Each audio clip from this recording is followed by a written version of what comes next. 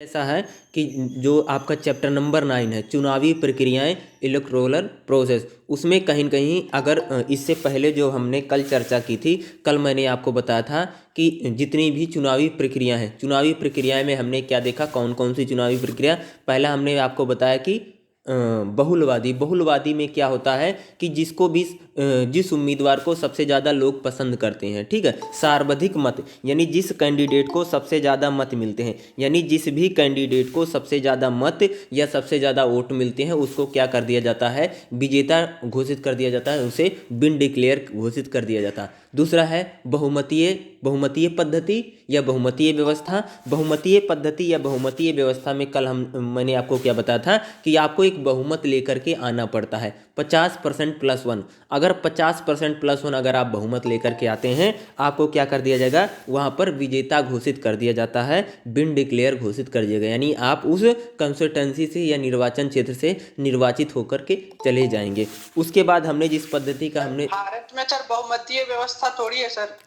अरे भैया पूरी दुनिया का पढ़ना है, ठीक है, जी सर। ठीक है, इंडिया की नहीं, हम इंडिया कॉन्स्टिट्यूशन पे और इंडिया में कौन सी प्रणाली है, यहाँ पर किसी कंट्री के अकॉर्डिंग नहीं पढ़ना है, ठीक है, हमें पूरे वर्ल्ड, यानी यहाँ पर तुलनात्मक राजनीति में कहीं के जितने भी प्रोसेस चलते हैं, जितने भी प्रोसेस चलते हैं, जिन जिन प्रोसेस के द्वारा चुनाव चुनाव में किसी भी उम्मीदवार के हार और जीत का फैसला किया जाता है, उन सारी पद्धतियों का कहीं कहीं यहाँ पर आकलन किया गया है, ठीक है। तो जैसे बहुमतीय व्यवस्था है, बहुमतीय व्यवस्था में क्या होता है कि आपको एक बहुमत लेकर के आना पड़ेगा, इतना परसेंटेज आपको लेकर के आना पड़ेगा, तभी आपको कहीं न कहीं वहाँ क्या किया जाए, विजेता घोषित कर दिया जाए, यानी आप उतना परसेंटेज लेकर के आएंगे तो मतलब आपने इलेक्शन को जीत लिया, चुनाव को जीत लिया। अनुपातिक प्रतिनिधित्व व्यवस्था, यानी आपको कुछ परसेंटेज लेकर के आना रहता है। उसमें एक है जो सूची प्रणाली है या लिस्ट सिस्टम जिसे हम बोलते हैं, सूची प्रणाली या लिस्ट सिस्टम है, उसमें क्या रहता है कि इसमें उम्मीदवार खड़े नहीं होते, उसमें पार्टियां खड़ी होती हैं।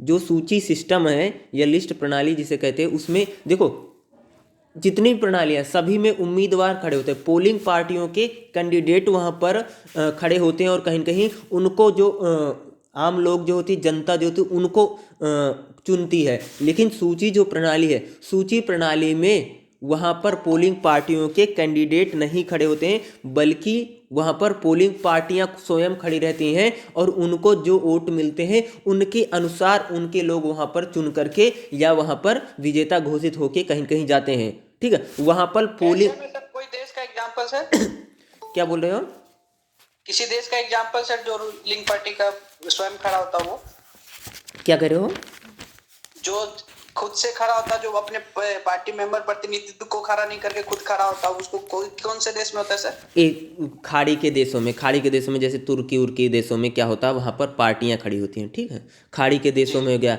या कुछ देशों में क्या होता है, ऐसा कोई ज़रूरी नहीं है, जैसे एक ही देश है ना, तो एक ही देश में लोगों ने दो दो तीन तीन प्रोसेस लगा रखी है। ऐसा होता कई बार, जैसे विधानसभा, जैसे एक ही सदन है, अब जैसे हमारे यहाँ पर जैसे दो सदन है, लोकसभा, जैसे लोकसभा राज्यसभा, लोकसभा के अलग टाइप से चुन करके निर्वाचित होकर लोग जाते हैं, राज्यसभा के अलग सिस्टम से चुन करके जाते हैं। जैसे हमारे दोनों सदन है, यानी दो सदन हम देख रहे हैं ना, एक लोकसभा एक राज्यसभा।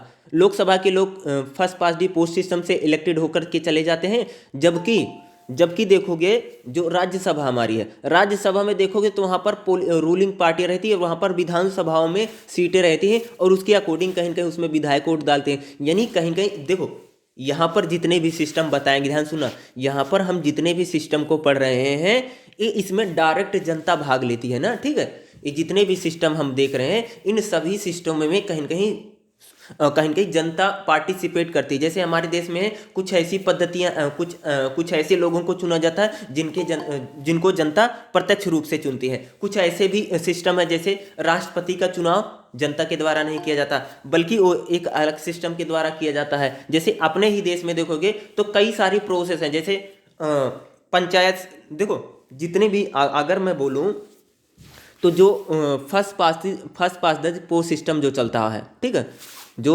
बहुमतीय व्यवस्था जिसे कहते हैं, भैया जिसको ज़्यादा मेजोरिटी मिली है, जिसको ज़्यादा लोगों ने ठप्पा लगा दिया वही जीत करके चला जाएगा, तो वो जो पद्धति है वो पूरे देश में चलती है, वो पंचायतों में भी चलती है, विधान परिषदों में भी चलती है, लोकसभा के निर्वाचन में भी चलती है। लेकिन ऐसी कई सारी पद्धतियां हैं जिसमें इस प्रणाली को अपनाया नहीं जाता। जैसे राष्ट्रपति का इलेक्शन होता, वो बिल्कुल अलग तरीके का ही चलता है। आपने भी अगर 12वीं कक्षा में अगर आपने पॉलिटिकल साइंस की बुक ली होगी ना, अगर आपके पास 12वीं में रही होगी पॉलिटिकल साइंस, तो उसमें राष्ट्रपति का पूरा निर्वाचन दे रखा है। और राष्ट्रपति के निर्वाचन में वहाँ पर एक विशेष चीज़ ये देखने को मिलती है कि वहाँ पर राष्ट्रपति को जो विजेता घोषित किया जाता है उसमें कहीं न कहीं क्या है, एकल संक्रमणीय मत पद्धति, यानी कहीं न कहीं वहाँ पर किसी का भी, जिसका भी माइक खुला एक बार बंद कर लीजिए, ठीक है। वहाँ पर क्या आपको देखने को मिलेगा, वहाँ पर जो पद्धति चलती है राष्ट्रपति के चुनाव में, जो पद्धति चलती है और जो सिस्टम कहीं न कहीं अपनाया गया वो अलग तरह का सिस्टम है। वहाँ पर क्या होता है कि वहाँ पर एक जो कैंडिडेट है उनको एक वोट नहीं बल्कि कई सारे वोट, वहाँ पर पूरा एक सिस्टम चलता है। राष्ट्रपति का जो निर्वाचन किया जाता है वो अलग टाइप का पूरा निर्वाचन ही पद्धति चलती है, पूरी प्रक्रिया चलती है। तो अब जो कल मैंने जितने भी सिस्टम थे, चाहे उसमें चाहे सूची प्रणाली थी, चाहे उसमें मिश्रित सदस्य व्यवस्था है, या उसमें एकल संक्रमणीय मत पद्धति है, अनुपातिक प्रतिनिधित्व प्रणाली है, बहुमतीय है, या बहुलवादी प्रणाली है, ये जितनी भी प्रणाली है उसमें मैंने सारी बता दी था। आज हमें देखना है जो प्रणाली है, जैसे बहुलवादी और बहुमतीय व्यवस्थाओं के हानि और लाभ बताइए। अब हम इसके जितने भी हानि और लाभ होंगे कहीं न कहीं हम उसकी चर्चा करेंगे। हानि और लाभ को अगर हम देखेंगे तो देखो, सबसे पहले हम इन सभी के हानि लाभ, किस किस के हानि लाभ, बहुलवादी क्या क्या होती है, जिसमें जिसको सबसे ज़्यादा वोट मिलेगा जिसको वो जीत जाता है। बहुमतीय व्यवस्था यानी आपको एक अगर हम बोलें तो वोटिंग परसेंटेज लाना पड़ता है, तब आपके 50+1, ठीक है। देखो, बहुलवादी पर आधारित बहुलवादी आधारित और बहुमतीय व्यवस्था पर कहीं न कहीं हम ये दो व्यवस्थाएं निम्नलिखित लाभ उत्पन्न करते हैं। देखो, जिनके पास विशेष रूप से एक देखोगे, बहुलवादी व्यवस्था के पास अत्यंत सरल क्रियाविधि होती है जिन्हें हर कोई समझ सकता है और इसे क्रियान्वित भी करने में आसानी होती थी। ये सीधी और सरल प्रक्रिया, यानी जो बहुलवादी प्रक्रिया है उसका सबसे पहले लाभ क्या भाई, वो बहुत सरल प्रक्रिया है, यानी उसे कोई भी समझ सकता है।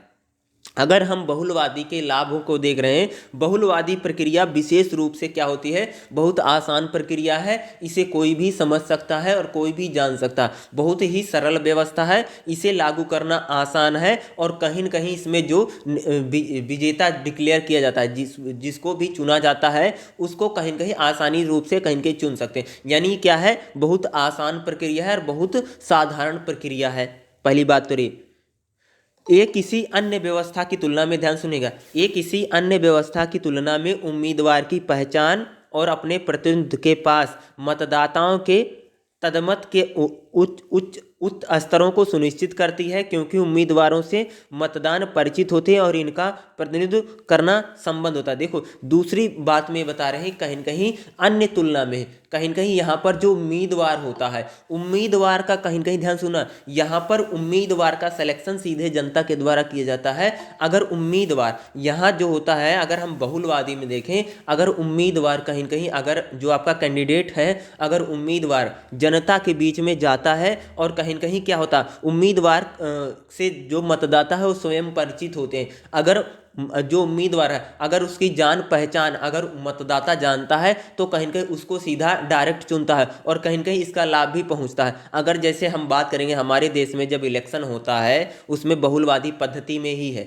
फर्स्ट पास दी पोस्ट सिस्टम में, और कहीं न कहीं कैंडिडेट अगर अच्छा है और कैंडिडेट का अगर कहीं न कहीं फ्लो है, कहीं न कहीं उसका समाज में लोग जानते हैं और कहीं न कहीं कंस्टिट्यूंसी में उसका एक प्रकार से मान सम्मान है, तो कहीं न कहीं उसको वोट मिलने में बहुत ज़्यादा आसानी रहती है और कहीं न कहीं जीतने में। यहाँ पर कहीं न कहीं एक तो बहुलवादी जो व्यवस्था है वो तो एक भाई, सबसे पहली बात तो बहुत ज़्यादा सरल प्रक्रिया है, ठीक है, सरल प्रक्रिया है, कोई भी समझ सकता है। दूसरा क्या रहा है, इसमें किसी अन्य व्यवस्था की तुलना में उम्मीदवार की पहचान और प्रतिनिधित्व के साथ साथ मतदाता का भी क्या रहता है, एक प्रकार का संबंध बना रहता है। अगर उम्मीदवार को मतदाता ज़्यादा जानते हैं तो उसके कहीं न कहीं संबंध मजबूत होंगे और कहीं न कहीं उसके विजेता घोषित होने की जीतने में आसानी रहती है, क्योंकि यहाँ पर अगर उम्मीदवार को जो जनता ज़्यादा जानती है तो कहीं न कहीं उसके विजेता होने की संभावना ज़्यादा रहती है। यानी कहीं न कहीं इसमें अगर आपको ज़्यादा लोग जाने तो आप वैसे ही जीत जाएंगे। बहुमतीय बहुलवादी में क्या है, यानी फर्स्ट पास जैसे पोस्ट सिस्टम चलता है अपने यहाँ, वहाँ पर क्या है, आप सबसे ज़्यादा वोट लेकर के आइए, आप सीधा विन डिक्लेयर हो जाएंगे। ये नहीं देखा जाए कि आपके वोटिंग परसेंटेज कितना है। वोट परसेंटेज यहाँ पर नहीं देखा जाता। हमारे देश में कभी देखा है? वोट परसेंटेज नहीं देखा जाता ना। जिसको सबसे ज़्यादा वोट मिलते हैं वही जीत जाता है। तो कहीं कहीं अगर आपको जनता बहुत ज़्यादा जानती, यानी कहीं कहीं आप अगर एक लोकप्रिय चेहरे हैं, तो कहीं कहीं आपको चुनाव जीतने में कहीं कहीं आसानी भी रहती है। सबको पता है कि अगर जो वैसे भी देखा होगा आपने, जैसे कोई फिल्म स्टार है, कोई खिलाड़ी है, ये लोग इलेक्शन में खड़े होते हैं जल्दी जीत जाते हैं। उसका क्या, उनको एक वोट परसेंटेज नहीं लाना है, बल्कि कहीं कहीं उनको क्या लाना रहता है, सबसे ज़्यादा वोट लेकर के आते हैं और कहीं कहीं जीत जाते हैं। अगला क्या है, ये नागरिकों के प्रत्येक निर्वाचन क्षेत्र में एक प्रतिनिधि की उपलब्ध करवाता है। दूसरा बात क्या है, ये चीज़ भी आपको एक चीज़ देखने को मिलेगी, ध्यान से सुनो, कि बहुत सारी ऐसी चीज़ें हैं जो हमारे देश में होती नहीं, बल्कि बहुत नई चीज़ें हैं। ऐसा होता है, जैसे आप सबको पता होगा, जैसे मान लो जैसे बलिया है, कोई भी हम देश में किसी भी जैसे बलिया लोकसभा है, जैसे हमारे देश में बहुत सारी लोकसभा है, जैसे प्रधानमंत्री की लोकसभा वाराणसी है, जैसे वाराणसी लोकसभा है, जब इलेक्शन होगा तो वाराणसी से कोई एक ही एमपी बन करके जाएगा ना। जैसे हमारे यहाँ विधायक, जैसे आपके इलाके से कोई एक ही आदमी विधायक बन के जाता है, तो कहीं कहीं क्या होता है कि किसी किसी देश में ऐसी ऐसी होता है कि वहाँ पर किसी एक निर्वाचन क्षेत्र से एक उम्मीदवार नहीं, बल्कि दो या तीन से भी ज़्यादा उम्मीदवार जीत करके जाते हैं। जैसे हम चर्चा करेंगे कि जैसे हमारे देश में इलेक्शन होता है, जब देश में लोकसभा का चुनाव होगा, जिसे हम आम चुनाव कहते हैं या इंडियन जनरल इलेक्शन बोला जाता है। जैसे हमारे देश में आम चुनाव होगा, लोकसभा के चुनाव को इंडियन जनरल इलेक्शन ही बोला जाता है, ठीक है।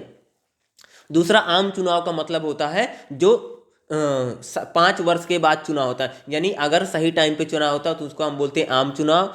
और मध्यावधि चुनाव किसे कहते हैं मैं बता देता हूं। जैसे मान लीजिए कि चुनाव हुआ, सरकार किसी की बनी नहीं, सरकार बीच में गिर गई, दोबारा चुनाव होने लग गया, तो हम उसको क्या बोलते हैं, मध्यावधि चुनाव, या मिड में जब चुनाव होने जाते हैं। बाई इलेक्शन किसे बोलते हैं, बाई इलेक्शन में बता देता हूँ। काफ़ी बार आपने सुना होगा कि उपचुनाव हो रहा है। चुनाव तो सब जानते हैं, चुनाव होता है, लेकिन बाई इलेक्शन क्या होता है? बाई इलेक्शन का मतलब ये नहीं होता कि एक चुनाव हुआ और सरकार गिर गई और कहीं के दोबारा इलेक्शन हो, उसको बाई इलेक्शन नहीं बोला जाता भाई। जब मान लीजिए कि जैसे इलेक्शन हुआ, जैसे 2019 में इलेक्शन चल रहा था, तो बहुत सारे लोग जीत करके गए हैं, 543 लोग जीत करके गए, लोकसभा में बैठे हैं। मान लो, ध्यान सुनना, मान लो किसी उम्मीदवार की मृत्यु हो जाती है, मान लो अगर किसी उम्मीदवार को मृत्यु हो जाती है या कोई अपनी सीट छोड़ देता है, दोनों व्यवस्था, ऐसा नहीं मरना ही जरूरी है, कई बार होता है लोग अपनी सीट छोड़ देते हैं। अगर किसी उम्मीदवार की मृत्यु हो जाती है, कोई अपना इस्तीफा दे देता है या अपनी कोई सीट छोड़ देता है, तो बीच में जब कोई सीट छोड़कर जाता है, जब उस पर चुनाव करवाए जाते हैं, तो उसको हम क्या बोलते हैं, बाई इलेक्शन बोला जाता है, उपचुनाव बोला जाता है। वहां पर क्या होगा, बाई इलेक्शन होता है, ठीक है। और ध्यान से सुना, बाई इलेक्शन जो करवाया जाता है वो 5 वर्ष के लिए नहीं होगा। मान लो कि 2019 में चुनाव हुआ, ठीक है, 2020 में किसी ने अपनी सीट छोड़ दी, ठीक है, और अगला चुनाव कब होना है, 2024 में लोकसभा का। तो जो 2020 में, जब 2019 में आप चुन करके आए, ठीक है, ध्यान सुना, अगर आप 2019 में चुन करके आए हैं और 2020 में आप अपनी सीट, आपने अपनी सीट छोड़ दी, सीट छोड़कर आप चले गए। जब कोई उम्मीदवार अपनी सीट छोड़ करके चला जाता है तो उस पर क्या होगा, उपचुनाव होगा। जब उपचुनाव होगा ना, अगला इलेक्शन 2024 में होना। इसका मतलब ये नहीं कि आप 2020 में चुने गए, 5 साल के लिए आप चुने जाएंगे बाई इलेक्शन में। बाई इलेक्शन में किसी भी उम्मीदवार का जब चुनाव किया जाता है तो वह 5 वर्षों के लिए नहीं, बल्कि अगला जो इलेक्शन होगा वहीं तक ही रहता है, ठीक है। यानी वो 2 साल के लिए भी चुने जा सकते हैं, 3, यानी जितना टाइम बचा रहेगा अगले इलेक्शन में, वो इतने टाइम के लिए वो लोग चुने जाते हैं। बाई इलेक्शन में किसी भी उम्मीदवार का, क्योंकि अपने देश में बाई इलेक्शन बहुत होते रहते हैं, एक चुनाव होगा, जैसे बाई इलेक्शन होते रहते, उपचुनाव। अभी जैसे मध्य प्रदेश में हुआ था, ध्यान सुनना, ये मध्य प्रदेश में जो हुआ था, वो सिंधिया विधायक लेकर चले गए थे, विधायकों ने रिजाइन कर दिया, तो मध्य प्रदेश में क्या हुआ, उपचुनाव हुआ ना। पूरे मध्य प्रदेश में तो इलेक्शन नहीं हुए, लेकिन मध्य प्रदेश में क्या हुआ भाई, उपचुनाव हो रहा था, तो वहां पर क्या हुआ, बाई इलेक्शन हुआ। बाई इलेक्शन में कोई भी उम्मीदवार जो जीत करके जाता है वह 5 वर्षों के लिए नहीं जाता है, बल्कि अगला इलेक्शन होगा वहीं तक उसकी विधायकी या सांसदी बनी रहेगी, या वहीं तक उसका कहीं कहीं उसका जो टाइम लिमिट है वहीं तक ही रहेगी। ऐसा नहीं होता 5 वर्षों के लिए जीत कर। जैसे राष्ट्रपति के चुनाव में इस देश में अलग है।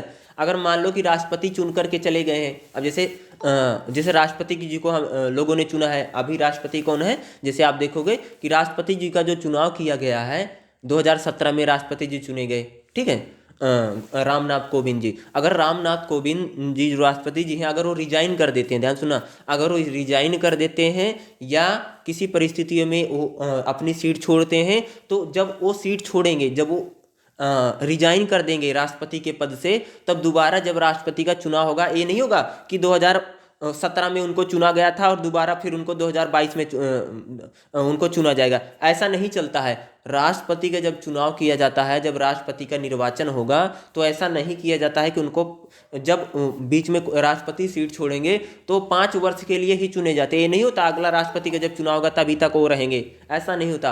राष्ट्रपति, उपराष्ट्रपति, ध्यान सुना, राष्ट्रपति का इलेक्शन, उपराष्ट्रपति का इलेक्शन छोड़ करके अन्य जितने भी चुनाव होंगे उसमें जो उम्मीदवार होगा वो अगले चुनाव तक ही कहीं कहीं रहेगा। लेकिन राष्ट्रपति और उपराष्ट्रपति का अगर चुनाव होगा तो वह 5 वर्षों के लिए ही किया जाएगा, जब भी किया जाएगा। राष्ट्रपति का जब भी इलेक्शन होगा, राष्ट्रपति को कभी भी ये नहीं बोला जाएगा राष्ट्रपति का बाई इलेक्शन हो रहा, वो इलेक्शन ही बोला जाएगा। वो 5 वर्षों के लिए ही चुन करके जाते हैं। अब जैसे सांसद है और विधायक हैं, ये भैया ये जो लोग चुन करके जाते हैं, बीच में मर जाते हैं, कोई मर गया, कोई सीट छोड़कर भाग गया, कोई रिजाइन देकर लोग चले गए, तो लोग जो चले जाते हैं वो बाई इलेक्शन जब होगा, बाई इलेक्शन होते रहते हैं। आप जिस भी क्षेत्र, यूपी में बाई इलेक्शन, बिहार में आप सुनते होंगे कि उपचुनाव हो रहा है इस फलानी सीट पर, उसी 1-2 सीट या कुछ सीटों पर बाई इलेक्शन होता, बल्कि पूरे प्रदेश में चुनाव नहीं होगा, ठीक है। और मध्यावधि चुनाव या मीडिएटर जिसे चुनाव, ये भी शब्द सुना होगा। वैसे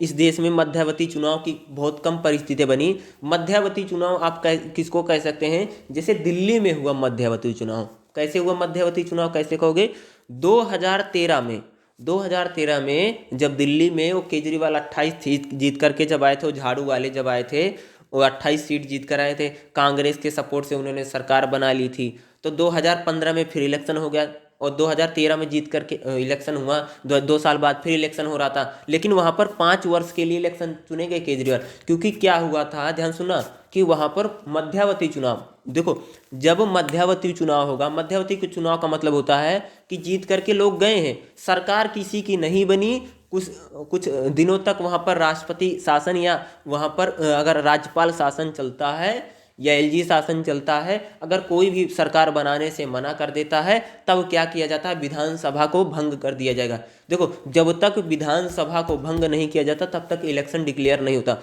भाई जब तक सांसद लोग विधायक बने रहेंगे तब तक कहाँ से, जैसे निर्वाचन, देखो एक बात होती है, जैसे यूपी में देखा होगा, वो बीजेपी की पार्टी से सब लोग छोड़कर समाजवादी में भाग जा रहे हैं ना, तो अब उनके खिलाफ कोई कार्रवाई भी नहीं हो सकती। रीजन क्या है, जब इलेक्शन डिक्लेयर हो जाता है उसी टाइम से माना जाता है कि अब यहाँ से क्या लग गई, अब यहाँ से माना जाता है कि कहीं कहीं निर्वाचन आयोग के अंडर में सारा काम चला जाता। अब जितने लोग विधायक मंत्री हो, वो नाम के विधायक और मंत्री रहते हैं।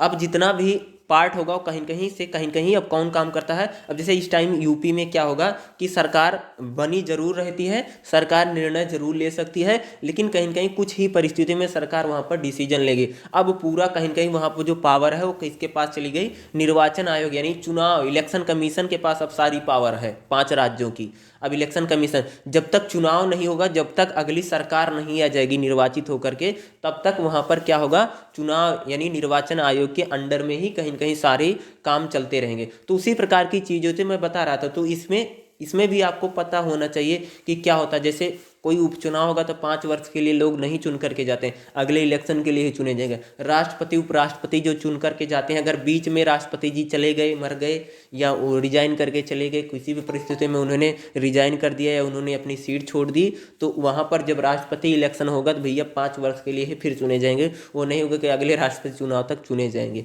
यहाँ पर नहीं होता। अपने भी देश में कई सारी चीज़ें हैं, ठीक है। तो उसी कारण देखो, अब फिर मैं आपको बताता हूँ कि बहुलवादी और बहुमतीय व्यवस्था में हानि लाभ। तो पहला बहुलवादी में हमने क्या देखा कि बहुत आसान है, बहुत सिंपल है, ठीक है। दूसरा क्या देखा कि भैया इसमें जो उम्मीदवार है अगर वो जान पहचान उसकी ज़्यादा है, बना रखी उसने जान पहचान है और पब्लिसिटी उसकी बहुत ज़्यादा है, तो उसका जीतना बहुत आसान रहेगा। ये नागरिकों के प्रत्येक निर्वाचन क्षेत्र एक प्रतिनिधि का उपलब्ध करवाती है। यानी कहीं न कहीं इसमें जो नागरिक होता है एक प्रत्येक निर्वाचन क्षेत्र से एक प्रतिनिधि को चुन सकता है, उस निर्वाचन क्षेत्र के प्रति उसका प्रतिनिधित्व करता है, कर्तव्य पालन के लिए निश्चित रूप से अकेला जिम्मेदार होता है। लोकतांत्रिक जिम्मेदारी उत्तरदायित्व की संपूर्णता पुष्टि करता है। अब जैसे मान लीजिए कि तुम्हारे इलाके से जो विधायक चुन करके गए हैं उनकी पूरी तरीके से जिम्मेदारी है कि तुम्हारी विधानसभा का वो क्या करें, कायाकल्प करें, यानी विकास के काम करें। दूसरे की जिम्मेदारी नहीं है, जो विधायक जीत करके गया सारी जिम्मेदारी उसी की रहती। यानी एक निर्वाचन क्षेत्र से जब एक उम्मीदवार जीत करके जाता है, ध्यान सुना, जब एक निर्वाचन क्षेत्र से जब एक उम्मीदवार जीत करके जाता है तो कहीं न कहीं उसकी क्या रहती, कोई सामूहिक जिम्मेदारी नहीं होगी कि सबकी उसमें जिम्मेदारी, सबकी समान भागीदारी, सबकी समान जिम्मेदारी बनी रहे, बल्कि क्या जो जीत करके गया है उसी की ही कहीं न कहीं क्या बनी रहती, जिम्मेदारी बनी रहती है। और कहीं न कहीं वह अकेला जिम्मेदार होगा और रिस्पॉन्सिबल होगा और अपनी विधानसभा के प्रति, जैसे विधायक, अब जैसे कोई काम होता है, जैसे वाराणसी में कोई काम नहीं होगा क्योंकि प्रधानमंत्री, तो सब क्या बोलेंगे, मोदी जी वाराणसी में कोई काम ही नहीं करवा रहे हैं। जैसे लखनऊ से राजनाथ सिंह जीत कर, अलग अलग सबका निर्वाचन क्षेत्र है, सब जीत करके गए, आपके इलाके से भी कोई मेंबर ऑफ पार्लियामेंट या विधायक होगा तो एक ही आदमी है, तो कहीं न कहीं उसकी एकल जिम्मेदारी है, ठीक है। और कहीं न कहीं आपकी विधानसभा में विकास काम जो होंगे या जो लोगों के काम नहीं, जैसे नाली है, सड़क है, कुछ भी बिजली है, लाइट है, जितने भी सरकार की परियोजनाएं हैं वो आ रही नहीं आ रही, वहाँ काम हो रहा है या नहीं हो रहा, कहीं न कहीं उसकी सामूहिक रूप से जिम्मेदारी नहीं बल्कि उसकी खुद की अकेले जिम्मेदार होता। इसलिए कई बार जब इलेक्शन होता है ना, लोग कहते हैं ना विधायक हार जाएंगे, विधायकों को पार्टियां बदल भी देती हैं, कोई दूसरा विधायक दूसरे उम्मीदवार को दे देती हैं। बहुत लोगों के प्रेजेंट टाइम का विधायक होगा उस पार्टी से टिकट भी नहीं निकला, यानी उसके खिलाफ एंटी इनकम्बेंसी का मतलब होता है जब किसी व्यक्ति के प्रति विरोध रहता है, उसी को हम बोलते हैं चुनाव में। जैसे आप मान लीजिए जैसे तुम ही हो, तुम मान लीजिए तुम किसी इलाके के विधायक हो, 5 साल तुमने मुँह ही नहीं दिखाया, तो लोग क्या तुमसे गुस्से में रहेंगे, वोट थोड़ी तुमको देंगे। तो ऐसे समय में क्या होता है कि वहाँ पर क्योंकि तुम्हारी अकेले की जिम्मेदारी है ना, तुम वहाँ भाग नहीं सकते, नहीं मैं तो काम करवा ही रहा था, दूसरे ने अड़ंगा लगा दिया, काम नहीं हो पाया, ऐसा नहीं कर सकते हो तुम, क्योंकि तुम्हारी अकेली जिम्मेदारी है, तुम ही अकेले रूप से कहीं कहीं वहाँ से जीत करके गए। इसीलिए क्या होता है कि लोग चुनाव हार जाते हैं और दूसरे पर, क्योंकि दूसरे पर तो तुम डाल नहीं सकते हो कि नहीं मैं तो काम करवा रहा था, फलाने ने काम नहीं करने दिया, ऐसा नहीं कर सकते हो ना। तो इसीलिए क्या रहता है कि आप वहाँ से हार भी जाता है। और कहीं न कहीं जब यहाँ से एक निर्वाचन से, सुनो ऐसे लिखना, एक निर्वाचन क्षेत्र से एक उम्मीदवार का चुनाव किया जाता है, ऐसे में उस निर्वाचन क्षेत्र के विकास की जिम्मेदारी उस व्यक्ति की रहती है जो वहाँ से जीत करके जाता है। अगर वह अपने कार्यों में सफल नहीं होता है तो उसको जनता दोबारा वहाँ से निर्वाचित करके या जिता करके नहीं भेजती है, और कहीं न कहीं उसकी क्या अकेला जिम्मेदार होता है या कहीं न कहीं उसकी अकेले की जिम्मेदारी होती है।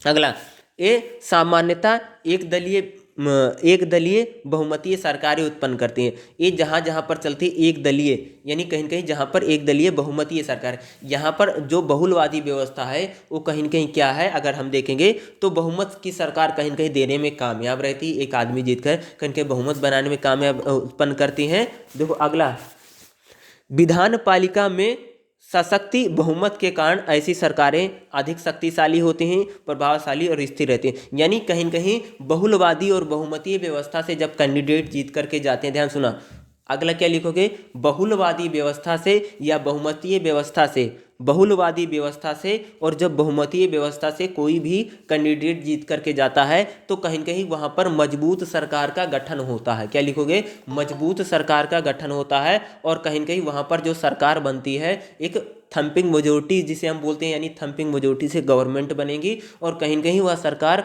मजबूत सरकार रहेगी। ऐसा नहीं, मान लीजिए कि अन्य जो व्यवस्था है उसमें कई बार जैसे विधायक इधर से उधर लिए जा रहे हैं, खरीद फरोख्त हो रही, तमाम तरीके की वहाँ चीज़ें चलती रहती है। तो यहाँ पर जो इस पद्धति में एक चीज़ यहाँ पर ये देखने को मिलती है कि यहाँ पर जो विधायक है, जो भी यहाँ पर जीत करके जाता है उम्मीदवार, वो कहीं न कहीं उसकी सामूहिक मजबूत सरकारें कहीं न कहीं वो बनवाने में अहम रोल प्ले करते हैं, यानी उनका मुख्य रोल रहता है। यानी कहीं न कहीं इसके द्वारा एकल सरकारें बनती हैं, यानी कहीं कहीं थम यहाँ पर जो सरकारें बनेंगी, यानी ऐसा भी लिख सकते हो, बहुमती और बहुलवादी व्यवस्थाओं के द्वारा जिन उम्मीदवारों का सिलेक्शन किया जाता है, ये उम्मीदवार कहीं न कहीं मजबूत सरकार बनाने में सहयोग प्रदान करते हैं, और मजबूत सरकारें किसी भी राष्ट्र को और देश को तरक्की में प्रदान करने में सहायक सिद्ध होती है। अगर भाई जिस देश में सरकार, जैसे हमारे देश में क्या सरकार, पहले आपने देखोगे अगर किसी ने 90 के दशक में 91 का इलेक्शन, 95 का इलेक्शन, 96 और 98, यानी हमारा जब होगा 96 यानी 96 में और 98 में 2 बार इलेक्शन हुआ, लोकसभा का इलेक्शन हो गया बीच में, ठीक है, और 95 में हुआ ही था।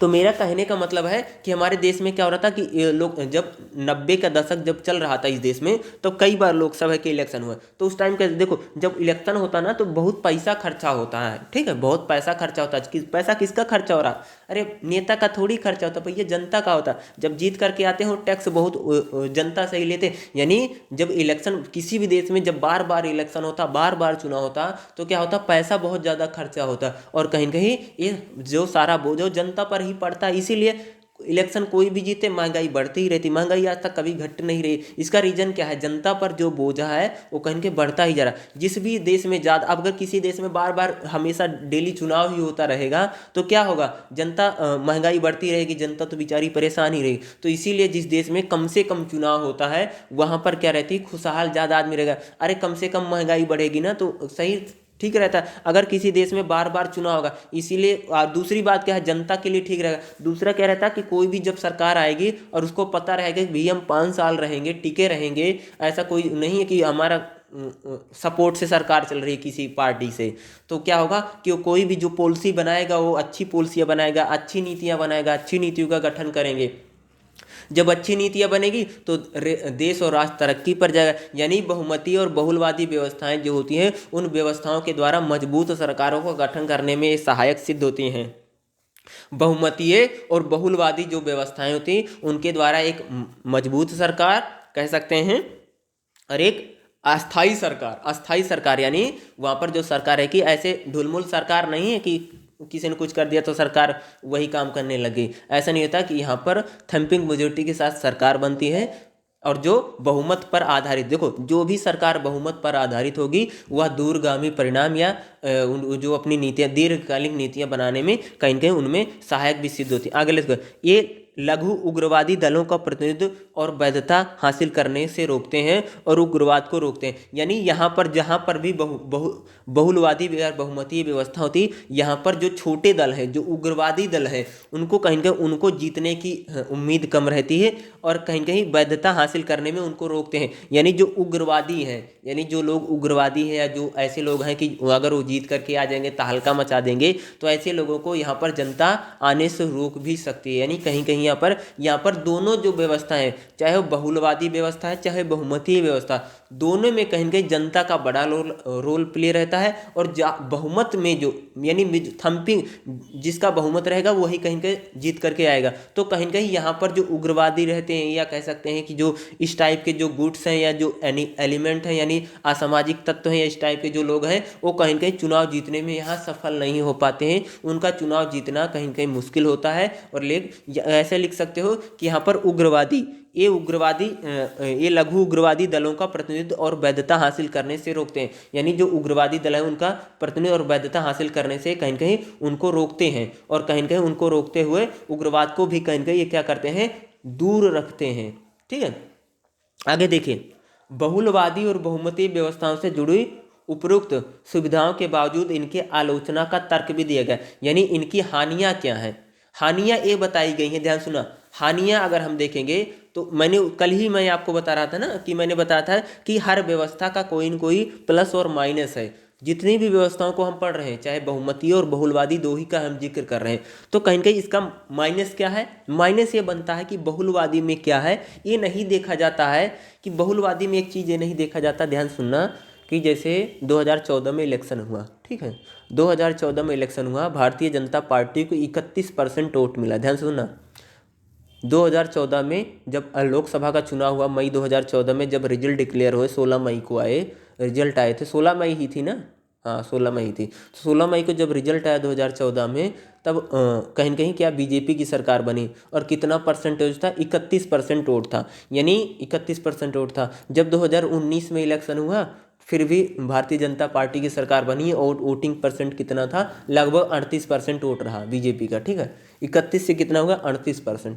अगर 38% देखें तब भी कहीं न कहीं थंपिंग मेजोरिटी नहीं है। यानी अगर हम 31% लेते हैं 2014 के इलेक्शन को, तो यानी 69% लोगों ने बीजेपी को वोट ही नहीं दिया। तो उसी प्रकार से कहीं न कहीं जो इसको आलोचक हैं, या जो बहुलवादी, अगर हम बहुलवादी और बहुमतीय पद्धतियों की जब हम आलोचना करते हैं, तो यहाँ पर क्या आती है कि कहीं न कहीं पर यह बहुमत पर आधारित नहीं है। बहुलवादी जो व्यवस्था है वो बहुमत पर आधारित नहीं है। यहाँ ये नहीं देखा जाता है कि बहुमत मिला है किसी को नहीं। बहुमत का मतलब क्या होता कि जैसे मान लीजिए किसी को वोट है, टोटल 100 वोट पड़े हैं, तो 100 वोट पड़े हैं, किसी को 40 वोट मिला है और 60 वोटों में बिखराव हो गया, किसी को 5, 6, 7, 8, 10 मिले हैं, तो क्या 40 वाला जीत जाएगा? उसको सबसे ज़्यादा मिले हैं। तो कहने का मतलब है कि जो 60% वोट है वो 60 ज़्यादा है, यानी 40 लोगों ने आपको चुना है, बल्कि 60 लोगों ने आपको क्या कर दिया? रिजेक्ट कर दिया, और फिर भी आप जीत करके चले। इसीलिए आलोचक मानते हैं कि आलोचकों का कहना है कि जो बहुमतीय जो बहुलवादी व्यवस्था है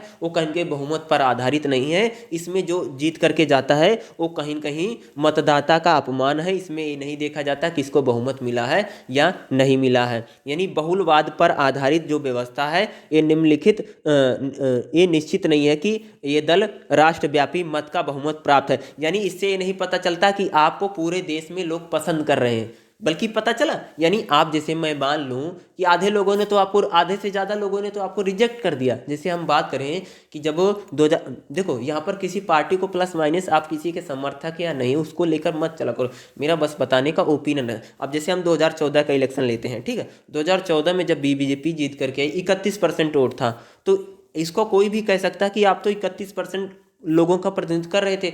आपको सभी लोगों ने, यानी 69% जो लोग थे उन्होंने तो आपको तो सीधा सीधा क्या कर दिया भाई? रिजेक्ट कर दिया उन लोगों ने। तो अगर उसी व्यवस्था में, हमारे देश में ही चलती है जो बहुलवादी व्यवस्था, उसी बहुलवादी व्यवस्था को फर्स्ट पास्ट दी पोस्ट सिस्टम बोला जाता है। तो फर्स्ट पास्ट दी पोस्ट सिस्टम से ही कहीं के लोकसभा का चुनाव होता भारत में, और कहीं कहीं 31% वोट लेकर के आए, और कहीं कहीं आपने 69% जो वोट था अलग अलग पार्टियों में बट गया, इसलिए कहीं कहीं वो, लेकिन कहीं कहीं आलोचकों का मानना यही है, इसमें लिख रखा है कि आप राष्ट्रव्यापी, कहीं कहीं आपका राष्ट्र में बहुमत प्राप्त नहीं है, उसे विधान पालिका में सर्वाधिक सीटें मिलेगी केवल इस कारण क्योंकि विधान पालिका में सीटों को आवंटित करने के लिए निर्वाचन क्षेत्रों में दल के उम्मीदवार जीते गए मतों की संख्या नहीं बल्कि सीटों की संख्या गिनी जाती है। यानी कहीं कहीं हमारे देश में क्या है? हमारे देश में क्या है? सीटों की ही संख्या तो गिनी जाती है, जिसकी ज़्यादा सीटें आएंगी उसी की ज़्यादा सरकार बन जाएगी, बल्कि परसेंटेज नहीं गिना जाता किसको वोट ज़्यादा मिले, वोटिंग परसेंटेज किसका रहा, उसके आधार पर, उसी के आधार स्थिति वह दल जिस मतों पर बहुमत होता है उन सीटों में दूसरे स्थान पर आता है।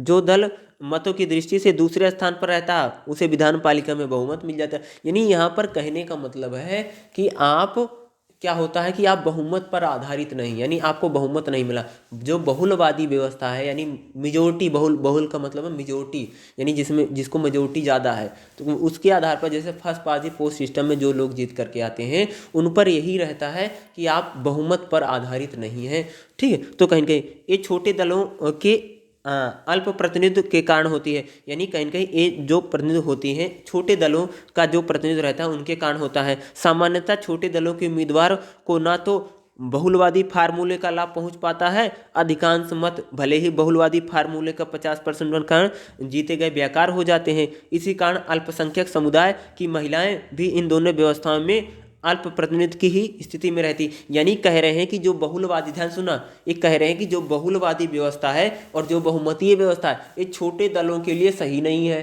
अगली विचारकों का क्या कहना है, जो इसकी आलोचना करते आलोचकों का क्या कहना है कि जो बहुलवादी व्यवस्था है या जो बहुमतीय व्यवस्था है, बहुलवादी व्यवस्था या बहुमतीय व्यवस्था जो है उसमें क्या बता रहे हैं कि जो छोटे दल हैं, बहुलवादी व्यवस्था या बहुमतीय व्यवस्था में क्या रहता है, छोटे दलों को प्रतिनिधित्व में ही नहीं मिल पाता है। यानी कहीं कहीं जिसको ज़्यादा वोट मिलता है, यानी जैसे महिलाएं हैं, ये जो कहीं कहीं जनता, कहीं कहीं सभी की समान भागीदारी, हर जाति समाज या हर पंथ को कहीं कहीं इसमें समान भागीदारी नहीं मिलती है। अल्पसंख्यक समुदाय को कहीं कहीं इसमें प्रतिनिधित्व नहीं मिलता। बहुलवादी या बहुमतीय व्यवस्था में अल्पसंख्यक लोगों को प्रतिनिधित्व नहीं मिल पाता, क्योंकि वो कहीं कहीं थोड़ी संख्या में है, तो कहीं कहीं उनके उम्मीदवार जीत भी नहीं पाते हैं, और कहीं कहीं बहुमतीय व्यवस्था में भी ना तो उनको प्रतिनिधित्व मिलता है। यानी बहुलवादी व्यवस्था में न तो बहुमतीय व्यवस्था में अल्पसंख्यक समुदाय के लोगों को, अल्पसंख्यक का मतलब होता कि जिस भी समुदाय की संख्या कम हो, जिन्हें हम कहते हैं कि अल्पसंख्यक जो है, ठीक है। तो आप माइनॉरिटी बोल, तो आपने सुना होगा ना, माइनॉरिटी, ठीक है। तो माइनॉरिटी अलग अलग देशों में अलग अलग जाति या समुदाय हो सकता है माइनॉरिटी में, ठीक है। तो उसमें कहीं कहीं देखते हैं कि उनका कहीं कहीं प्रतिनिधित्व इसमें नहीं मिल पाता है। बहुलवाद पर आधारित एक जैसे बहुमतीय व्यवस्था सरकारें वैधता को दुर्बल बना देती हैं, क्योंकि अक्सर उस सरकार से उत्पन्न होती है जिसका निर्माण दल द्वारा किया जाता है, जिसके मतों का 35% भी नहीं जीता होता। यानी कहीं कहीं क्या होता है कि इसके द्वारा जो सरकारें बनती हैं वो क्या होती है, बहुमत वैधता में दुर्बल रहती है, यानी सभी लोगों के समर्थन से नहीं बनी है। अब जैसे सभी लोगों का सपोर्ट नहीं, जैसे कहने का हम कह सकते हैं कि 2014 में हमारी केंद्र सरकार बनी, 31% लोगों ने वोट दिया। 2019 में बनी तो 38% लोगों ने वोट दिया, बल्कि आधे से ज़्यादा लोगों ने बहुमत पर आधारित नहीं। यही लोगों का कहना है कि बहुमत पर आधारित व्यवस्था नहीं रहती है। क्या नहीं रहती है? बहुमत पर आधारित व्यवस्था नहीं। यहाँ पर क्या रहती है कि व्यवस्था जो रहती है मेजोरिटी पर नहीं है, यानी क्या है कि जो जिसको सबसे ज़्यादा लोगों ने पसंद किया वही जीत कर के आ जाए, यही बहुमत पर आधारित नहीं है। आगे देखिए, अगर देखेंगे जैसे ए सामरिक मतदान को प्रोत्साहित करती है, अर्थात ए कि मतदाता कभी कभी अपने ही विकल्पों के विरुद्ध मतदान करते हैं। अपने ही विकल्पों के विरुद्ध मतदान के जब उन्हें एहसास होता है कि एक निश्चित दल उनके पसंदीदा उम्मीदवार का उसके निर्वाचन क्षेत्र में चुनाव जीतने की संभावना नहीं है, तो अन्य कारणों से वो बहुलवादी पर आधारित व्यवस्था में बहुमतीय व्यवस्था से जुड़ी समस्याओं के कारण ये क्या होता है कि आपने देखा होगा हमारे देश में एक चीज़ होती है कि जो जीत रहा होता है उसी को जाकर लोग वोट दे देते हैं, कहते हैं हम अपना वोट खराब नहीं करना। सुना होगा ना कि देश क्या होता है कि कहीं कहीं इसमें जो मतदाता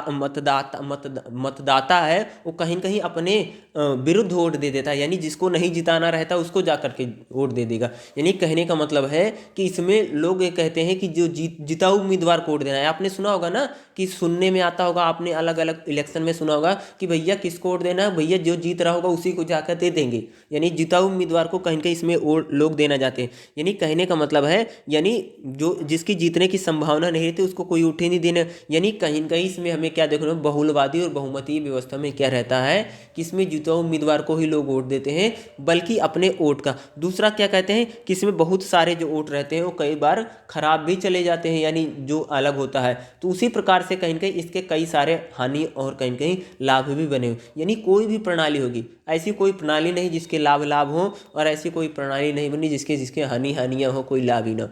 प्लस माइनस तो हर चीज़ में रहेगा। ये हानि और लाभ आने की संभावना ज़्यादा है एग्जाम में, ठीक है, क्योंकि कहीं कहीं क्योंकि हमारी लोगों की जो बुक है जिसे हम देख रहे हैं उसमें क्या कंपैरेटिव पॉलिटिक्स ही आपको करनी है, गवर्नमेंट के अकॉर्डिंग इसी सारी करनी, तो कंपैरिजन ही ज़्यादा आएगा कि कौन सी बेहतर है कौन सी बेहतर नहीं है। तो इसी इन चीज़ों की आने की कहीं कहीं संभावनाएं ज़्यादा बनी रहती हैं, ठीक है। तो इसको ज़रूर करके जाइएगा ताकि आपको एग्जाम में ज़्यादा अच्छे मार्क्स मिल सकें, ठीक है। तो आप इसको जैसे क्या है, जैसे इसमें एग्जाम्पल ज़्यादा लिख देना, या जैसे पढ़ करके जाओगे, ठीक है। तो इससे अगला क्या है, अनुपातिक प्रतिनिधि व्यवस्थाओं के हानि और लाभ बताइए, ठीक है। पेज नंबर वही 144 पे होगा, ठीक है, पेज नंबर 144, ठीक है। तो इसमें देखिए अनुपातिक प्रतिनिधि व्यवस्था, देखो इसमें क्या बता रहे हैं, इसमें जनता के सभी वर्ग विशेष तौर पर अल्पसंख्यक वर्ग को भी प्रतिनिधि मिल जाता है। अनुपातिक यानी परसेंटेज में सबका उम्मीदवार जीत जाता है ना, थोड़ा थोड़ा परसेंटेज में, ठीक है। इसमें पहली लाभ यही बता रहे हैं कि जनता के सभी वर्गों को और विशेष तौर पर अल्पसंख्यकों को भाई इसमें मान सम्मान मिल जाता है कि कहीं कहीं उनको भी प्रतिनिधित्व का मतलब होता है उनकी भी हिस्सेदारी, उनको भी हिस्सा मिल जाता है, हिस्सेदारी कह सकते हो, या उनको भी, क्योंकि प्रतिनिधित्व जो है वो कहीं कहीं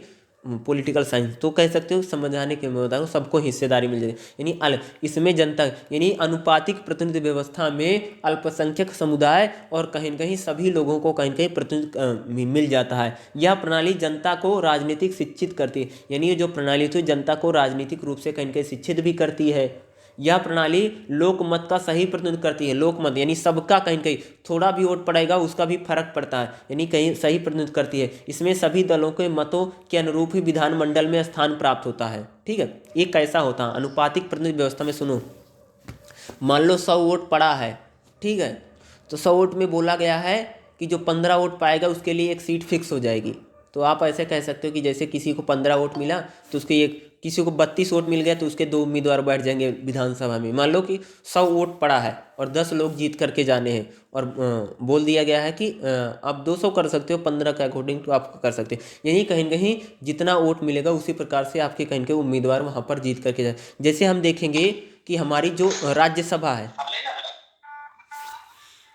ठीक है, राज्यसभा को अगर आप देखोगे तो राज्यसभा में क्या है, सभी पार्टियों को कहीं ना कहीं प्रतिनिधित्व मिल जाता है। अगर आपके विधायक जीत करके थोड़े से भी विधायक गए हैं, अगर आपकी एक निश्चित विधायकों की संख्या रहती है तो कहीं ना कहीं आप राज्यसभा में उम्मीदवार भेज सकते हैं। यानी अनुपातिक प्रतिनिधित्व व्यवस्था की कहीं कहीं राज्यसभा में जो उम्मीदवार चुन करके जाते हैं उसकी अकॉर्डिंग ही कहीं के लागू हो, तो कहीं के उसमें सबको प्रतिनिधि मिल जाता है। इसमें मतदाताओं को अधिक स्वतंत्रता रहती है, यानी मतदाता किसी भी को वोट दे सकता है, उसका वोट खराब नहीं जाएगा। यह प्रजातांत्रिक व्यवस्था के अनुरूप है, यानी सबका प्रतिनिधित्व करते हैं। इसमें दल विशेष का आधिपत्य स्थापित भी नहीं होता। ठीक है, इस व्यवस्था में जनता के सभी वर्गों को प्रतिनिधित्व मिलता है। यानी जैसे इसमें देखोगे ये जो व्यवस्था चलती है, कौन, अनुपातिक प्रतिनिधित्व व्यवस्था, इसमें क्या रहता है, जनता के सभी वर्गों को, जनता के सभी वर्गों को कहीं कहीं इसमें क्या होता है, प्रतिनिधित्व, या कह सकते हैं कि समान भागीदारी, या कहीं के सभी को समान बंटवारा या हिस्सा इसमें मिलता है। इसमें कोई भी मत बेकार नहीं जाता, यानी एक भी मत पड़ा है तो उसके भी कहीं के फर्क पड़ता है कि प्लस और माइनस करने में। इजराइल में यही होता है। हाँ, ठीक है, तो उसी के आधार पर कहीं कहीं चलता है। यानी अगर अनुपातिक प्रतिनिधित्व प्रणाली, अनुपातिक का मतलब समझते हो, परसेंटेज, समझ गए हो बाकी लोग, ऐसे ही आप समझ जाया करो परसेंटेज क्या गुण। जैसे हमारे देश में राष्ट्रपति का चुनाव होता है, इसी इन्हीं के अंडर में आएंगे, राष्ट्रपति जी आते हैं। जैसे क्या होगा, जैसे राज्यों की विधानसभा है, आपने देखा होगा ना, ये विधानसभा आप इतना ध्यान देते नहीं आप सब लोग। राज्यसभा देखो, जो राज्यसभा से उम्मीदवार जीत करके जाते हैं, ध्यान सुनो, जो राज्यसभा में जो लोग जीत करके गए हैं वो कहीं कहीं राज्यों की विधानसभाओं से जीत करके जाते हैं। राज्यसभा का मतलब होता है जो राज्यों का प्रतिनिधित्व करती है। यानी जैसे मान लो कि लोकसभा में कोई जीत करके गया, ध्यान से सुनो, लोकसभा में कोई जीत करके गया, ठीक है, और उसकी सरकार बन गई। लोकसभा में कोई भी बिल पास करवा देता है, लेकिन जब राज्यसभा में कोई बिल जाएगा तो रुक जाता है। रीजन क्या है, उसका बहुमत नहीं रहता। यानी कहने का मतलब हमारी संविधान में इस तरह की व्यवस्थाएं की गई हैं, जब तक किसी व्यक्ति का देश में और कहीं राज्यों की विधानसभा में अगर आपके विधायक हैं, अधिक संख्या में विधायक होंगे, तभी तो आपके राज्यसभा में उम्मीदवार जाएंगे। जब आपके राज्यसभा में उम्मीदवार ज़्यादा होंगे तो कोई बिल पास करवाना आसान होगा। ऐसा नहीं है कि आप लोकसभा जीत करके चले गए और आपने लोकसभा जीत ली, प्रधानमंत्री बन गए, जो मन करेगा सो करोगे, ऐसा आप कर नहीं सकते। क्योंकि क्या आप लोकसभा में तो बिल, आपने देखा भी होगा कि हमारे देश में जब लोकसभा में बिल जाता है तो लोकसभा में बड़ी जल्दी से पास हो जाता है, फट से, वो कुछ होता नहीं, फटाफट हो जाता है, क्योंकि लोकसभा में सरकार को क्या है, बहुमत है। अब तो राज्यसभा में भी लगभग बहुमत मिलने ही वाला है। ठीक है, तो मेरा यहाँ समझाने का मतलब ये है कि कहीं कहीं जैसे हम राज्यसभा देखोगे, राज्यसभा में सभी पार्टियों के कैंडिडेट रहते हैं। अनुपातिक प्रतिनिधि व्यवस्था कहीं कहीं राज्यसभा में थोड़ी बहुत लागू होती है, यानी उसी अनुरूप कहीं कहीं चलती है। क्योंकि राज्यों की विधानसभाओं में देखो, जितने आपके विधायकों के अकॉर्डिंग राज्यसभा में उम्मीदवार भेजे जाते हैं। ठीक है, अब जैसे मायावती जी हैं, ठीक है, तो मायावती जी थी, बाद में जैसे राज्यसभा चली जाती हैं। बहुत सारे ऐसे लोग हैं जो राज्यसभा जाते हैं। यानी आपके पास अगर विधायक होंगे, अच्छे खासे विधायक होते हैं, तो आप राज्यसभा में उम्मीदवार भेज सकते हैं। उसी के अकॉर्डिंग ये सारी प्रक्रियाएं चलती हैं। ठीक है,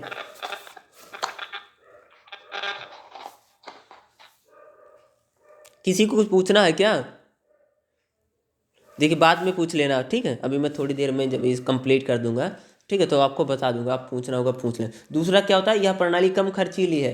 ठीक है, और दूसरा, यद्यपि यह वर्ग, गुट, दल, जाति के लिए कुछ ना कुछ प्रतिनिधित्व अवश्य रखती है, लेकिन फिर भी इसमें कुछ दोष भी हैं। अब अनुपातिक जो प्रतिनिधित्व व्यवस्था है, अब हम उसके अगर दोषों को देखेंगे तो इसमें माइनस पॉइंट क्या है, उसके अगर हम दोषों को देखेंगे तो कहीं के उसमें दोष क्या है। यह प्रणाली दलों को अधिक महत्व देती है। दलों को अधिक महत्व कैसे है, अब राज्यसभा में दलों का ही तो महत्व तो है, दलों को अधिक महत्व देती, उम्मीदवार को महत्व ही नहीं देती है। यह प्रणाली जटिल और भ्रांतिपूर्ण, बहुत जटिल प्रणाली है। अब राष्ट्रपति का इलेक्शन बहुत मुश्किल है, समझ ही नहीं सकता। वैसे समझ सकते हो, पूरा मैथमेटिक्स है, यानी आम जनता इसको समझ नहीं सकती, बड़ी ही जटिल। हाँ जी बोलिए। हेलो। अरे भाई, जटिल का मतलब होता है कि बहुत मुश्किल है समझना, इसको मुश्किल है। ठीक है, क्या कहती है कि और भ्रांतिपूर्ण, भ्रांति का मतलब होता है इसमें बहुत सारी भ्रांतियां फैली हुई कि ऐसा चुना जाता है वैसे चुना जाता है, कि जनता समझ नहीं पाती। जनता में कहीं कहीं कह सकता हूँ इन्फॉर्मेशन या सूचना का अभाव है, इसके प्रणाली के बारे में जनता ज़्यादा जानती नहीं, या मतदाताओं और प्रतिनिधियों के बीच में खाई पैदा करती है। ये क्या कह रहे हैं, मतदाता यानी जो वोटर है और जो कैंडिडेट है उसके बीच में दूरी पैदा करती है, क्योंकि इसमें बीच में पार्टियों का महत्व बढ़ जाता है। जैसे सूची प्रणाली है, सूची प्रणाली इसी में आती है। सूची प्रणाली में क्या होता है कि जैसे मान लो कि जैसे तुम बीजेपी से जीत करके गए हो, ठीक है, ये सूची प्रणाली से हमारे देश में लोकसभा का इलेक्शन होने लग गया। ठीक है, सूची प्रणाली से हमारे देश में लोकसभा का इलेक्शन हो रहा है। तो जब सूची प्रणाली से देश में लोकसभा का इलेक्शन होगा तो आप पार्टी से बंधे रहेंगे, यानी कहीं ना कहीं आप विधायक और जो सांसद, आप जो सांसद हैं वो पार्टी के द्वारा बनाए जाएंगे। तो क्या रहेगा, आप हमेशा पार्टी से ज़्यादा बंधे रहेंगे, आपका कोई स्वतंत्र अस्तित्व बनेगा नहीं। आप स्वतंत्र रूप से वैसे भी अगर अपने देश में देखें तो वैसे भी देखोगे कि जो लोग जीत करके जाते हैं पोलिंग पार्टी से, वैसे भी बंधे रहते हैं, फिर तो और बन जाएंगे। यानी कहीं कहीं ये मतदाता और प्रतिनिधित्व यानी जो नेता है उसके, यानी जो उम्मीदवार जीत करके गया है, उन दोनों के बीच में कहीं कहीं लंबी खाई या कहीं कहीं काम करती, यानी उन दोनों के बीच में कहीं कहीं दूरियां ज़्यादा बनी रहेंगी, मतदाता और कहीं कहीं उम्मीदवार के बीच में, यानी कैंडिडेट के बीच में। इसे सांप्रदायिकता और अल्पसंख्यकों के विचार सारणी को जन्म देते हैं, यानी कहीं कहीं सांप्रदायिकता को कहीं कहीं ज़्यादा उभारती है। यह व्यवस्था दलीय संघर्ष को अखाड़ा बना देती है, यानी ये व्यवस्था क्या करती है, दलीय जो संघर्ष है, यानी क्योंकि इसमें दल और दल आ जाते हैं, इसमें पोलिंग पार्टियां ही रहती है, और पोलिंग पार्टियों के ही बीच में कहीं कहीं इसमें क्या होता है कि कहीं कहीं वो सारी चलती रहती है, रस्सा कस्सी जो चलती रहती है वो पोलिंग पार्टियों के अनुरूप ही चलती रहती है, कि जो पोलिंग पार्टियां क्या इसमें हमेशा लड़ती रहती है। यानी क्या करती है कि जो पोलिंग पार्टियां होती हैं उनके बीच में एक प्रकार से क्या करती है, खाई बना देती है। यानी कहीं कहीं अब जैसे पार्टी पार्टी लड़ेगी तो दो पार्टियों में जो खाई रहती है, दूरियां रहती है, उनको कहीं कहीं बढ़ा देती है, और कहीं कहीं एक प्रकार से अखाड़ा या कह सकते हैं कि एक प्रकार सा वो बन जाता है, मैदान बन जाता है, उसमें पार्टियां लड़ती हैं। अनुपातिक प्रतिनिधि व्यवस्था में पार्टियों का ज़्यादा महत्व है। पार्टियों का इसलिए ज़्यादा महत्व है, जैसे मैं बताऊंगा कि जैसे राज्यसभा वाला, जैसे मैंने आपको बताया, राज्यसभा में पार्टियों का ज़्यादा महत्व है। अगर आपके ज़्यादा विधायक विधानसभा में तो आपके उम्मीदवार ज़्यादा जीत करके चले जाएंगे। ठीक है, अब जैसे देखोगे कि यूपी में जैसे देखोगे कि जैसे है बीजेपी के पास बहुत सारे विधायक है, 300 से ज़्यादा विधायक है, तो राज्यसभा में उसके ज़्यादा उम्मीदवार जीत करके जाने की संभावना है, जीत करके जा सकते हैं। जिसके कम रहेगा उसी के अनुरूप जाते हैं। तो कहीं कहीं इसमें जो दलीय संघर्ष है, दलीय संघर्ष का कहीं कहीं इसमें सार्वजनिक लाभ के आशा करना बेकार है, यानी इसमें सबके लाभ का, यानी सार्वजनिक लाभ की आशा करना बेकार होता है। यह जनगत पर शासन की बजाय गुटबंदी का शासन होता है, यानी कहीं कहीं इसमें गुट बन जाते हैं, पार्टियों की गुटबंदी हो जाती है, उस पर कहीं के शासन होता है। इसमें निर्वाचन संबंधित भ्रष्टाचार पर अंकुश लग जाता है, यानी इसमें निर्वाचन संबंधित जो भ्रष्टाचार रहता है उसमें कहीं कहीं यह प्रणाली अधिक खर्चीली कहीं कहीं नहीं होती है। ठीक है, तो अगर अधिक खर्चीली नहीं होती है, लेकिन कहीं कहीं इसमें देखोगे कि कई चीज़ों को क्या करती है, बढ़ावा देने का भी काम करती है, उसी प्रकार से देखेंगे। ठीक है, यद्यपि यह इस प्रणाली के अनेक दोष हैं, ध्यान सुनना, अनुपातिक का ही हम जिक्र कर रहे हैं। यद्यपि अनुपातिक प्रतिनिधि प्रणाली में अनेक दोष हैं, लेकिन फिर भी यह सर्वथा महत्वपूर्ण नहीं है। आज विश्व के अनेक देशों में इसका प्रचलन होना ही इसका महत्व को प्रतिपादित यानी बताता है। इसके बारे में यह तो सत्य है कि इसका प्रयोग अधिक जागरूक और संप्रबुद्ध मतदाता ही कर सकता है। यानी अनुपातिक प्रतिनिधि व्यवस्था अगर भैया कहीं लगाना है तो जनता को शिक्षित करना पड़ेगा, यानी जो देश ज़्यादा पढ़ा लिखा है वहीं पर हम इसको लगा सकते हैं। इसीलिए हमें इसका प्रयोग करते समय यह ध्यान रखना चाहिए कि यह प्रणाली कोई अचूक या रामबाण औषधि नहीं है। इसकी सफलता राजनीतिक चेतना व प्रबुद्ध नागरिक पर ही निर्भर करता है, यानी नागरिक का जागरूक होना जरूरी है। अगर नागरिक बहुत ज़्यादा जागरूक है तभी आप अनुपातिक प्रतिनिधि व्यवस्था को लागू करिए, नहीं तो कहीं कहीं मतदाता जागरूक नहीं रहेगा तो कहीं नहीं सही नहीं रहेगी। अन्य सभी प्रणालियों से यह प्रणाली अधिक महत्व रखती है, अन्य जितनी भी प्रणालियां हैं उनसे कहीं कहीं अधिक महत्व यह रखती है अनुपातिक प्रतिनिधि व्यवस्था।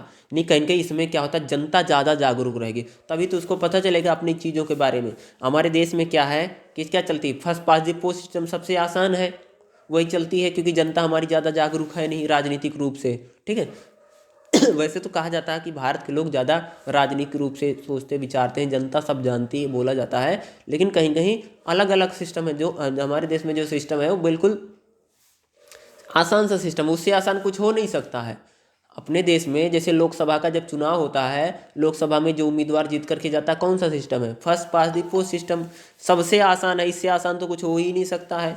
ये अनपढ़ से अनपढ़ व्यक्ति भी इस चीज़ को समझ लेगा कि क्या होगा, जिसको सबसे ज़्यादा वोट मिलेगा वही जीत जाएगा। यही है इसमें होता क्या। वह दूसरा, जब हम चलेंगे बहुमतीय में, आपको बहुमत लेकर के आना पड़ेगा। हमारे यहाँ पर बहुमतीय कहाँ चलती है, हमारे यहाँ पर बहुमतीय चलेगी सदन में। सदन में जिसको बहुमत होगा सरकार बनेगी, यानी जैसे हम सदन में देखते हैं जिसके पास बहुमत रहता है उसी की सरकार बनती है। उसी प्रकार हम जब हम निर्वाचन क्षेत्र में चलेंगे तो जिसको बहुमत मिलेगा वही उम्मीदवार जीत करके जाएगा। ये आप इससे समझ सकते हो। जो बहुमतीय व्यवस्था है, आपको जैसे कोई क्षेत्र है, जैसे मान लीजिए आपका दिल्ली में कोई भी क्षेत्र ले लीजिए, जैसे चांदनी चौक लोकसभा, ठीक है, सबसे छोटी लोकसभा में जानी जाती है।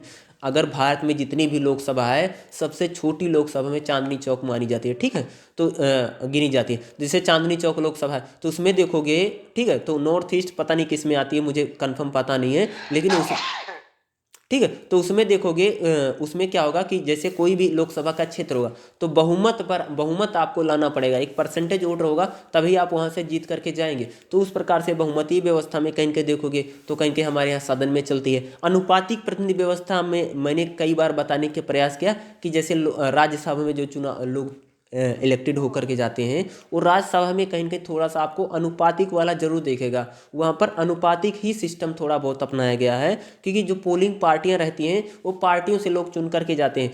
जिस पार्टी का ज़्यादा विधायक रहेगा उसके ज़्यादा उम्मीदवार जीत करके जाने की संभावना बनी रहती है। इसी प्रकार से अनुपातिक। अगला जो चलेगा वो भाई मिश्रित सदस्य व्यवस्था है। और मिश्रित सदस्य व्यवस्था मैंने एक चीज़ आपको बताने के प्रयास किया था, जो मिश्रित सदस्य व्यवस्था है इसमें विशेष तौर पे कहीं कहीं एक चीज़ देखने की यही मिलती है, ठीक है। अब जो मिश्रित सदस्य व्यवस्था है इसमें एक चीज़ यही है कि इसमें जो उम्मीदवार होगा, देखो पहले तो समझ लो मिश्रित सदस्य व्यवस्था होती क्या है। मिश्रित सदस्य जो व्यवस्था है इसमें एक चीज़ यहाँ पर आपको देखने को मिलेगी कि जिसके ज़्यादा उम्मीदवार होंगे, क्या होंगे, जिसके ज़्यादा उम्मीदवार रहते हैं, ठीक है, जिस पार्टी के, और इसमें क्या रहता है कि अलग अलग व्यवस्थाओं के द्वारा जीत करके जाएंगे, ठीक है। इसमें क्या रहेंगे, ऐसा नहीं होता कि जैसे मान लीजिए एक असेंबली है, ठीक है, एक असेंबली है यानी विधानसभा या लोकसभा समझ लीजिए। जैसे लोकसभा है, लोकसभा मान लो 500 लोग हैं, तो 100 लोग किसी अलग सिस्टम से जीत करके आएंगे, 100 लोग अलग सिस्टम से आएंगे, 100 लोग अलग सिस्टम से आएंगे, 100 लोग अलग सिस्टम से आएंगे। यानी जब अलग अलग सिस्टम से कहीं कहीं निर्वाचन क्षेत्र में मिश्रित का समझ मिक्सअप, जब मिक्स रहते हैं, ठीक है, जब अलग अलग सदस्यों का चुनाव, ध्यान सुना, मिश्रित सदस्य व्यवस्था, जब अलग अलग सदस्यों का चुनाव अलग अलग निर्वाचन प्रक्रियाओं के द्वारा, ऐसे लिख सकते हैं, जब अलग अलग उम्मीदवारों का चुनाव, जब अलग अलग उम्मीदवारों का चुनाव अलग अलग चुनावी पद्धतियों के द्वारा या अलग अलग इलेक्टोरल प्रोसेस के द्वारा किया जाता है, तो हम उसको मिश्रित सदस्य व्यवस्था कह सकते हैं, जिसे हम मैक्स मेंबर जीत करके आते हैं। यानी मान लो कि कुछ लोग फर्स्ट पास दी पोस्ट सिस्टम से जीत करके आ रहे हैं, कुछ लोग बहुमतीय व्यवस्था से जीत करके आ रहे हैं,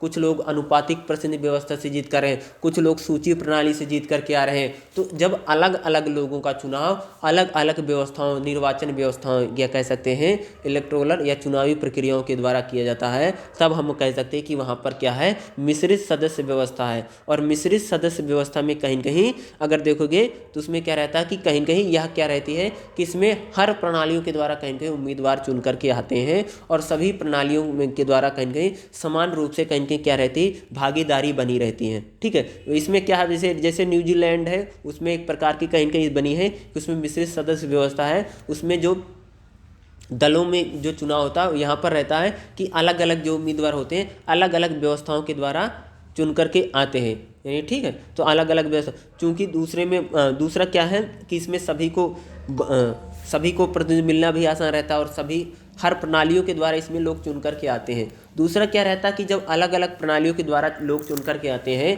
तो इसकी देखो इसमें अगर हम माइनस में जाओगे, अगर इसकी हानियों में जाओगे, तो हानि यही मिलती है कि आपने किसी निर्वाचन क्षेत्र में फर्स्ट पास दी पोस्ट सिस्टम लगा दिया, किसी में सूची प्रणाली लगा दी, तो किसी में कुछ लगा दिया, तो सभी निर्वाचन क्षेत्रों को समान प्रतिनिधित्व या सभी नागरिकों को जो समान रूप से कहीं न कहीं चुनने का जो अधिकार होता है, सभी नागरिकों को चुनने का समान अधिकार इसमें नहीं मिल पाता। क्या होता है, इसमें सभी नागरिकों का कहीं न कहीं चुनने के समान या उनकी समान भागीदारी नहीं बन पाती, यानी कहीं कहीं इसमें समान भागीदारी नहीं बन पाती है। यह एक चीज़ जैसे कि अब मान लीजिए किसी आप कंस्टिट्यूंसी में आपने कोई अलग प्रोसेस लगा दिया है, ठीक है, आपने किसी कॉन्स्टिट्यूंसी या निर्वाचन क्षेत्र में अलग प्रोसेस लगा रखी है, दूसरे में अलग प्रोसेस लगा रखी है, तीसरे में अलग प्रोसेस चल रही है, तो क्या होगा, सबकी समान रूप से कहीं कहीं जो कह सकते हैं कि समानता का समान होना चाहिए, समानता का जो अधिकार है या समान एक टाइप से सबको समानता मिलनी चाहिए, वो वही चीज़ें नहीं मिल पाती है।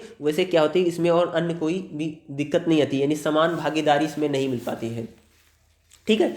और कहीं न कहीं इसमें समान भागीदारी नहीं मिल पाती है। और न्यूजीलैंड में जैसे देखोगे या जापान में भी कभी कभी इस प्रणाली का यूज किया गया है, तो इटली में भी इस प्रणाली का यूज में आया है। यानी कहीं न कहीं इसमें देखोगे मिश्रित सदस्य व्यवस्था, मिश्रित सदस्य व्यवस्था में मैंने आपको बताया कि इसमें जो कैंडिडेट होते हैं या इसमें जो कैंडिडेट होते हैं या जो इसमें चुन करके जाते हैं, जो व्यक्ति इसमें निर्वाचित होकर के जाते हैं या जो लोग इसमें चुन करके जाते हैं, उसमें एक चीज़ें हमें यही देखने को मिलती हैं कि इसमें अलग अलग पार्टियों के अलग अलग लोग चुन करके जाते हैं और कहीं कहीं अलग अलग उनके द्वारा अलग अलग व्यवस्थाओं के द्वारा अलग अलग लोग चुन कर जाएंगे। मायने से यही रहता है कि कहीं कहीं सभी को समान भागीदारी या सभी को समान प्रतिनिधि मिल नहीं पाता। वैसे अगर मैं आपको बता दूं तो एग्ज़ाम में जो अभी तक मोस्टली पूछा जाता है, जो मैंने आपको कल बताया था, वो कई बार एग्ज़ाम में पूछा भी गया है, ठीक है। ये ज़्यादा पूछा जाता था कि अलग अलग प्रक्रियाओं के बारे में बताओ, ठीक है। तो एक कोशिश करना, इन अलग अलग जितनी भी प्रक्रियाएं ना, इनको लिखने की कोशिश कीजिए, ठीक है। तो इन जितनी भी प्रक्रियाएँ चलती हैं, इनको कहीं कहीं लिखने की कोशिश कीजिए, ठीक है। तो इनको अगर लिख